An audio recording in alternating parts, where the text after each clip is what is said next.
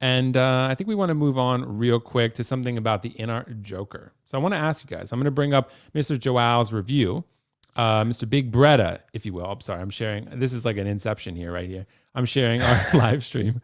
Sorry, I pulled up another YouTube video. It's actually this one I want to share. Install all that So I one, shared just apply. Joao's video here, right? And we can see he did a review on it. It was a great review, per usual, by Joao, the legend himself, Big Bretta. So guys, I want to ask you, does anything change with 1/6 collecting if this Joker is as great as it looks in Joao's review?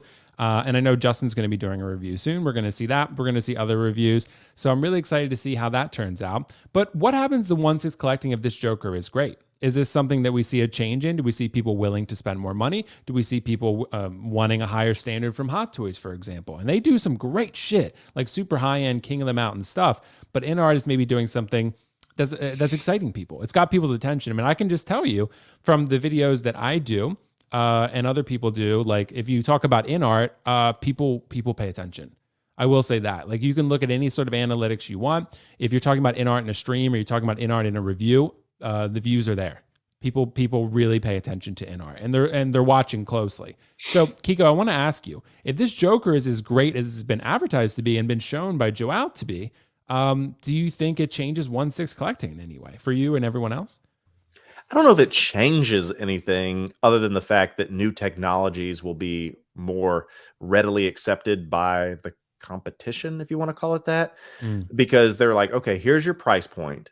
Here's what people are willing to pay and have paid, essentially. And I think it may set the bar kind of for what the top shelf, if you want to call it that, what the limit is, essentially. For a while, everyone said, okay, $400 or $500 is what the max you're going to pay for a hot toy with, Iron Man, essentially.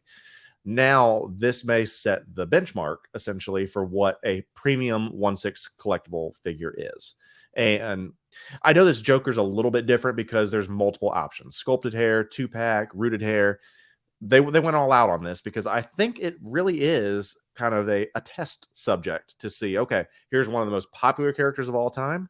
We're going to give you all these options. And I think based on those sales, they will dictate their, strategy moving forward. If they be like, look, no one bought the and I'm just throwing stuff out there randomly. If no one bought the sculpted, we're not doing sculpted anymore. We're just doing rooted. Or if they look at it and be like, wow, sculpted was up 75%, only 25% doing rooted, maybe they'll go back to doing, more sculpted options or something. I think you need to let this run its course, essentially, to kind of get some data. But I think that there are options out there that will give people, I know people want the magneted hands. I want the magnet hands, magnet feet, things like that. I think that's so awesome. Everyone's tired of the wrist pegs breaking and shit like 100%, that. Yeah. When I was messing with my new Chrome Mando, snapped the fucking wrist peg. And I was like, motherfucker. Wow. And I was like, thankfully I have like 55 wrist pegs. I can just plug it back in. Good to go. But with the magnet, you don't need to worry about that. So I really would love to see other competition being like, okay, this was real. It wasn't a fluke. Look at the numbers. It's done. Where do we go from here? Because the competition, not just InArt, but the people, Susu, Hot Toys especially, they're going to need to look and say, look, people bought this for this price. Do we want to charge this? We could, but we need to make sure our quality control is of similar, that it's comparable, because you don't want to sit there and be like, okay, here's your Joker 3.0, but it sucks compared to this, $450 for Joker 3.0. No one will take that serious because this is now the benchmark. So I think the benchmark has been set. So we'll see what happens.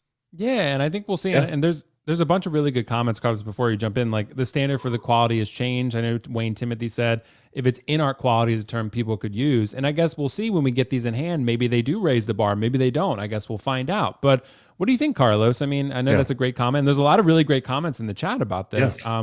What do you think, Carlos? So I would like to start off by highlighting CT603 comments, which he says that if the first batch is good, but then so because if the quality is consistent, it's a home run. If the first batch looks amazing, but later batches don't look good, then we have a problem. Agreed.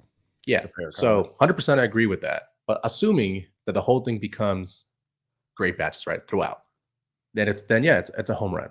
And it tells you that, hey, just like Kiko said, here's what a premium collectible at $1,000 would give you. Die cast this, wood base that, rooted hair, all that good stuff. at the end, it doesn't really change a whole lot as far as like who becomes like still king. Hot Toys is still king. It will always be king because they've done a lot more. I want to make sure that's clear. But that also means that as if InArt keeps delivering more and more, then we're going to start looking at things a little different. I think InArt was the reason why we've seen J&D do things like, J&D, the Platinum series. They have like a premium line. And I know that Hot Toys has a DX. Maybe they get rid of the DX and they end up doing like another line or whatever it may be, maybe a higher price figure. Because if you have to remember something, a lot of us are not willing to spend $1,000 for any character, but we will for some. Maybe if this does well, if it sells well, and we see other figures sell well, then that could lead Hot Toys to saying like, hey, we are going to be doing something similar where they do also have a premium line. It's possible where they do rooted or they do real leather and they do have maybe they revamped their DX or something. So I think there's a lot of stuff that can definitely happen from this, but it wouldn't just be like the Joker itself. Because if the Joker comes out great, and that's the only figure that ever comes out great, hypothetically, then it doesn't really doesn't change anything. They just, they were a one-hit wonder and hey, they hit a home run, but they didn't win the game. You know what I mean? So that's what I think would happen. I think what will happen initially, though, is that we're going to see a lot of a lot of InArt pre-orders start going through, or a lot of them start selling out more, I guess, if that's a thing. So we might start seeing that consistently just because the Joker starts, start doing great. And they might get through that, hype of J&D, where like J&D, everything sold out and everything sold in the aftermarket for a lot until they kind of settle down. So we may see that. But as far as, again, 1/6 collecting, throughout, I think it will have like minor impacts as like it's Hot Toys until we start seeing better releases consistently long term, 3, 4, or 5 figures in. And then at that point, it's like, oh, damn, Hot Toys might be not in trouble, but people might want to start, really looking at InArt as a serious contender. Like, hey, like if they're going to announce a Superman, well, fuck, we don't want to have anything that deals with like a Superman from like, Hot Toys, or like a John Wick. Like maybe I don't want to get a John Wick because I know that InArt might get it. So that's gonna, stop you from doing that. So. Yeah, and I think it's just a really interesting concept because I know, Carlos, like we had said originally, and Kiko, I don't know if I told you this, but when InArt was originally coming out and we were like, some of these prices, I think InArt's a little bit overzealous in what they're going to be charging for these things. Because I know Optical and I talked about this too, maybe on lives, we thought maybe 1/6 collectors were not going to be willing to pay such prices because they're a lot higher than what 1/6 collectors are normally willing to spend. However, I think we've seen otherwise. What'd you say, Carlos? I was like, who was right? Not you. So I will say that overall, like I think there have been like a change here, and I think this is one of the things that I think we could see too, where Hot Toys actually is kind of they've been lowering their prices and adding sort of the rolling eyes and other things like that. So they've been doing a pretty damn good job, and Hot Toys deserves a lot of credit for that, for actually lowering prices and raising features. So InArt, we don't really have much of a sample size yet, like Kiko was saying, but I think it shows for quality. For what they're marketing, people are willing to pay for the right character. I mean, and for the Joker's right obviously character. Right. Yeah. Because see that if InArt puts up a King Shark, I don't think anyone's going to be hyped about that. No. But a Daenerys Kiko, yes. Yeah. Yes. See, and the only reason is because their other option was horrible. Right. That's why there's a lot of like debate between like the Batman. Do you need the InArt Batman, or do you want to stick with Hot Toys? Do you want the InArt Pennywise, or do you want to stick with the InArt, with the Hot Toys Pennywise? Yes, it's better, but to some people it might not make the difference. Which is what I'm saying, that I think for certain figures, and maybe that's just me, like Darkseid Anakin, right? Kenobi, where I think Hot Toys is missing out some market there and saying like, hey, these are premium.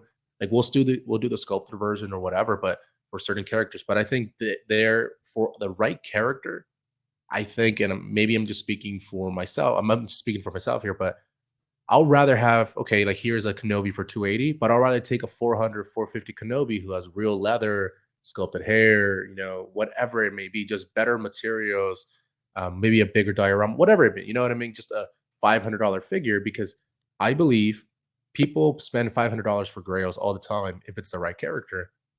And if it's the right character, I think people will spend $500 for a really good retail, even from Hot Toys, if it's done with the right materials, if it's done correctly. And I think you reserve that for like a DX, but something like a Terminator, Captain Jack Sparrow, which are all these are $500 figures, but new ones like Kenobi or like Darth Vader they did with the cracked helmet, beautiful, but huge. Like, can you imagine? Like, I would have rather have them charge an extra $100 or $50 and have them made out of leather, real leather. That would have just been like, damn. Like, I would have just for paid probably certain- $150 more. Yeah, that's my point. For just certain figures, not all figures, just No. key figures, do that. Go that extra step. And I think Hot Toys will have something really unique. We're like, hey, we're going to give you all these characters that we know they're like mid tier or low, and you're not going to pay a lot, like She-Hulk, like whatever, whatever character, but these really high end, like a Vader, or maybe everyone has been, a Kenobi. Those are like super iconic characters, or like a full die-cast R2-D2 instead of just the dome, or a full, or as much as you can, or a die-cast C-3PO, a full one, not just certain parts. And I think that's going to separate Hot Toys, and I would really love to see that because they have the Star Wars license, and InArt isn't getting it anytime soon, and they have the Marvel ones. You know what I mean? So that's what I'm saying. Well, Carlos brings up a real good point. I don't want to keep on this topic too long, but he brought up a point about the Batman. InArt did one and Hot Toys did one, and you have to honestly say, okay, is the Hot Toys one better? Is the InArt one better? Honestly, I don't know, because I feel like they are so close to where you could say, I'd rather save $100 and just go with Hot Toys. You're going to be getting a decent figure. And then some people are like, I'd rather pay the 100 more and get it, the rooted thing. I think what's interesting is that it's going to come down to licenses and where they can capitalize. Hot Toys and InArt does not need to be making the same figures at all. And because they're going to be cutting into their own, or if they do decide to go that route, I think the number of the Batmans are going to be relatively lower, because they're like, we're not going to make 10 million of these because InArt's making half of them, and so you might see production runs and harder to get versions of them. I would love to see them focus on licenses that Hot Toys doesn't have. If it's good and they say, okay, look, we are the king of root premium pieces, then go with that. Run with the license that you have. Then if you really have a good track record and be like, look, we've put out 50 of these unbelievable high-end 1/6 figures. Star Wars, do you want to talk to us now? Then you can talk to it, and maybe you can get the license. But you can't be making the same figures, because then you're just going to split the market and it's going to make things really, really messy. So that's my thought about that. Well, as a business, I do want to do that. I do want to make the same figures because you can steal the market profit from them. Sure. Well, not only that, but let's say 2-3 years from now, 4 years from now, where I can be like, look, for anything that we could make, the Hot Toys can make, we made it, and we made it better. We made the Batman better. We made Pennywise better. We made X amount figure better. And then they can present that to Star Wars and be like, wouldn't you want a better X figure sold for more? But I feel that you're still cutting into the number of sales, because they'll be like, okay, no, I'd rather pay $300 for the Hot Toys one. You're not getting my $450, and you're going to lose sales that way.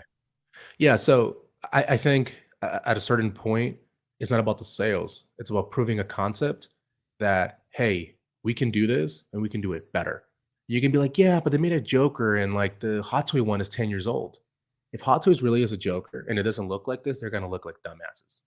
Right. Like they are. And I think that's why we haven't seen the 3.0, because they know that. Right. They might. They might. Right. And that's what it is. It has to be really good for them to be like, shit, you still got beat. And if you keep getting beat, it's not about like, well, we're going to make a ton of money. It's like, no, we're proving ourselves, because then we want to establish a record for that Marvel and Disneyland, you know what I mean, Star Wars license. But I do agree with you as well. Like, go make things. Like, you know what they should do? They should really fight whatever they can and figure it out, which might be, super, Mount Everest. But we'll try to see if you can get that Ghostbuster license. Go update some of these older figures. Yeah, 100%. I'm with you. But I do believe they need to be making Peter Venkman win. Hot Toys is making the what? I said Peter Venkman win. But so that's kind of how I see it. I think they have to, so they can say like, going toe to toe, we can beat you, because that's what I would do. It's not even about making money. I just want to beat you, so I can show. But that's not a good business model, though. You can't just sit there out of spite. You have to. Well, you have to. Eventually, you got to worry about your bottom line, but we don't know what. Well, that's the thing. If you, but you don't do this for every figure, but you do have to be aggressive though, because you look at it and say like, okay. Again, if you want to go after Star Wars is going to be like, well, like can you produce at scale? I'm like, well, yeah, we can. Well, how do we know you can produce better than Hot Toys? Well, because look, we've done 10 figures that they have and we beat them on all 10. Right? So you have a track record. I'm not saying you do this for every figure. I agree with you. But I'm saying you still want to be able to beat them. Not like every single figure, obviously. That's like, fair. You want some heads on your mantle. I get that. You know what I mean? So you have to prove it. You have to be able to go to Disney and be like, not only can we scale, we can do it better. Right? And then what does that look? And maybe they get a license for like exclusive characters only, maybe not like all of Star Wars or something. Give me some Max Rebo then, baby. I want the Rebo band. Imagine a Dark Side Anakin. Imagine a real leather Vader.